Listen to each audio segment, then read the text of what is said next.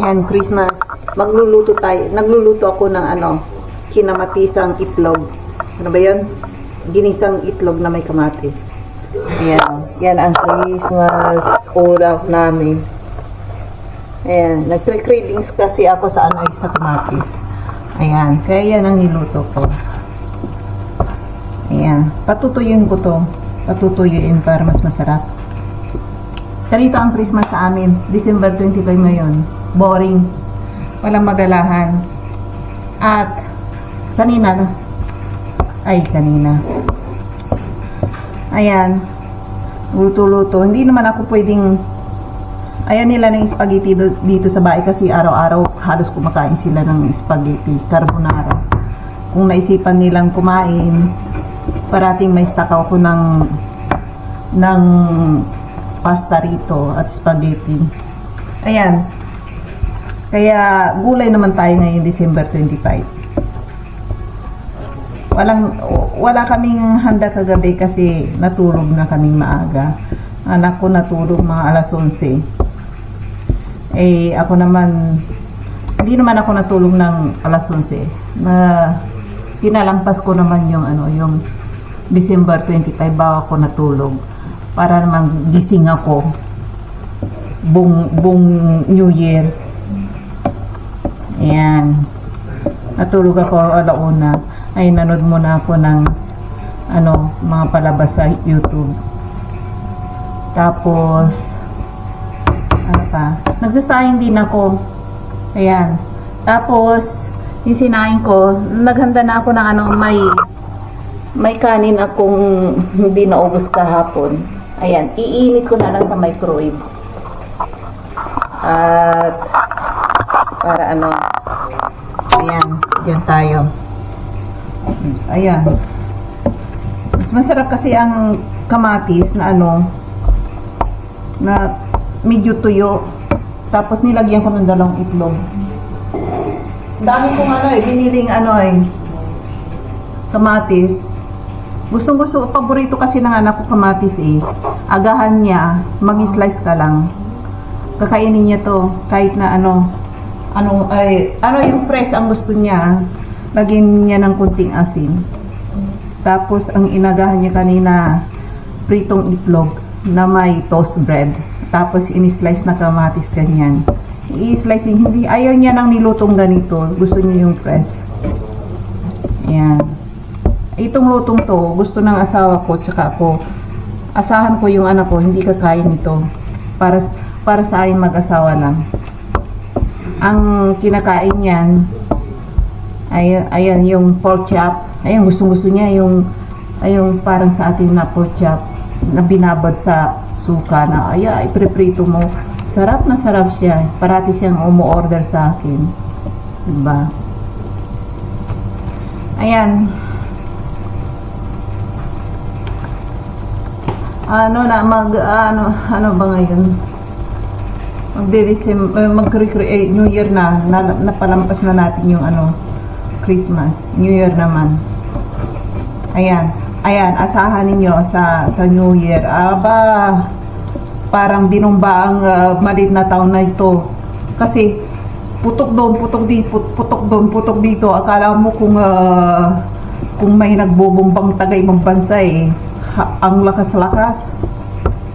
Maya mga 15 minutes or kalahating oras paputok dito. Bum bum bum bum bum bum bum, maririmbi ka talaga.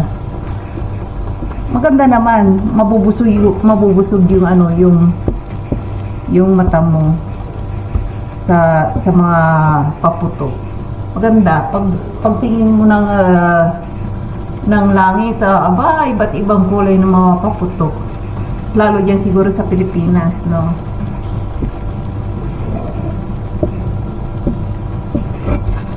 Ayan. Patutuyin ko to para mas masarap kasi ito kapag natuyong-tuyo. Ayan, dito muna, muna tayo. Ayan, tignan niyo. Ayan. Pinapatuyo ko. Paborito kong kainin yan. Kahit na rice lang. Rice lang ang iulamin ko nito. Okay na sa akin. Tsaka may dilis na piniritong dilis. Gustong-gusto rin ng anak ko yung dilis. Yung pinirito. Tapos, o di kaya'y tuyo. Gusto niya. Tuyo with kamatis. Okay na sa kanya yun. Basta't mga isda kumakain yan. Sinanay ko kasi na kumain ng isda. Kasi yung tatay niya, hindi kumakain ng isda, nalalansahan sila. Halos hindi sila kasi kumakain dito ng isda. Napakamahal kasi. Kumakain lang sila, yung pili lang, yung isda na malalaki, yung wala nang, ano ba yun? Yung ready to kainin na, yung frozen na halimbawa salmon na wala ng mga tinik. O di kayong mga Alaska na mga isda, yun ang kinakain nila, yung wala ng tinik-tinik, tsaka wala ng ulo at buntot. Yung malinis na talaga, yung puro laman lang, yun lang ang kinakain nila rito. Mapili sila Kaya ang kinakain kapag bumibili ako ng isda, kapag nakita niyang may ulo yan, ako ng sinangag at saka tusino, nagbabad ako ng pang tusino. Yun ang kinakain ko. Sabi ng asawa ko, ano yan, tanghalian? Sabi niya gano'n. Agahan ko. Sabi niya gano'n, iiling-iling na lang. Nasanay na rin. Nung tumatagal na, nasasanay na rin ako na yung agahan ko ay tinapay, kape lang. Tinapay at kape. Hindi na ako nagsasaing or nagsasangag pritong itlog or di kay hotdog or kahit na hindi na. Yun na lang. Kung anong kinakain niya, yun na rin yung kinakain ko.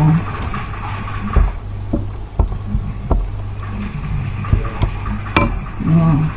Time out. Ayan, December 25, labas tayo. Tingnan niyo ang labas, walang katao-tao. Ay, mayroon naman. Kaso nga lang yung shopping mall, sarado. Wala kang magalahan, kundi maglakad-lakad lang dito sa gilid ng shopping mall. Ayan, may araw, kaso nga lang, yung araw na yun, napakalamig. Useless. Ayan. May mawala na rin yung araw na yan Parang umulan kagabi mga snow naglaglagan. Parang butil ng aasin. Ayan, baka may train. Baka may tram. Ayan. Ganito dito. December 25. Kagabi nakatulog na ako Wala kaming handa. Kahit na maghanda ka, wala naman darating Mapapanis lang handa mo. Oo nga, umulan kahapon kagabi. Kunti lang. Dati December, halos buong buwan ng December, nagiyelo, umuulan ng snow. Ngayon lang hindi. Oo. Normal ngayon. Malamig lang. Ayan. Umaraw din. Hindi na makulimlim. Ay nako. Ito ang hinihintay ng mga tao, araw. Kaso nga lang malamig.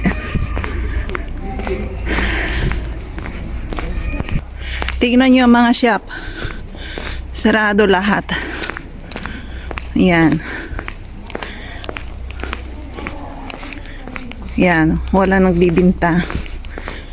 Kahit dyan sa Asia yata ay sarado rin. Parihas.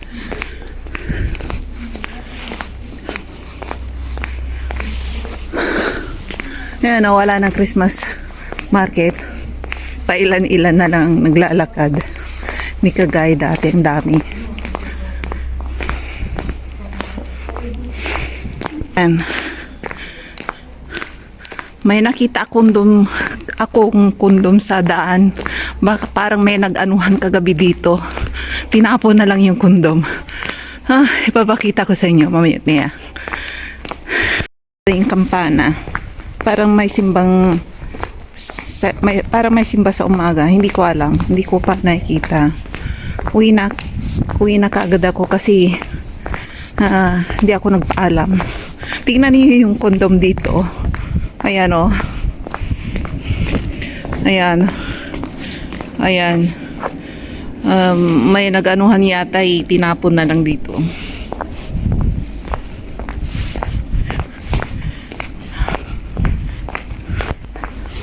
Ganito dito, kung saan ka makakita ng kondom minsan, lalo sa park, may kita ka na lang kondom tinapon sa baba.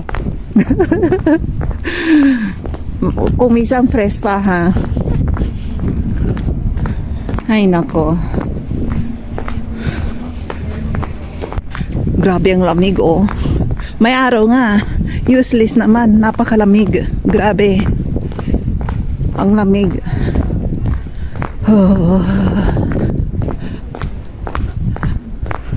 Grabe ang lamig. Mas malamig pa ang lamig kaysa refrigerator. Grabe. Yung araw na yan, sabi ko sa inyo, useless. Kahit magpaaraw ka, hindi ka mainitan. Malamig din. Yan. May mawawala na rin yung araw na yan eh. Kukulimlim ulit.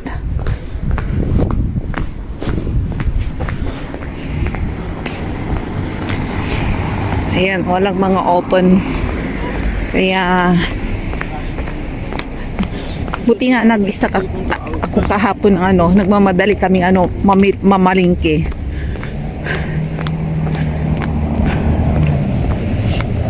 Ayan ang shopping mall. Malaki yung shopping mall nila. Maraming shopping mall dito kasi ang mga galahan ng mga tao rito, shopping mall lang. Ayan. Wala nang iba. Wala naman kasing yung turo-turo sa kalyen na pagkain dito or di kaya yung yung parang tuwing linggo ay may Christmas. Ayan, may ayan, parang may nakita sila mga pagkain ganito dito yung mga kalapate. Ayan, makikita mo na lang sa gilid. Sabi ko kung sa Asia to nalitsyon na Sabi ko, delikado ang mga yan sa Asia, huhuliin talaga ang mga yan.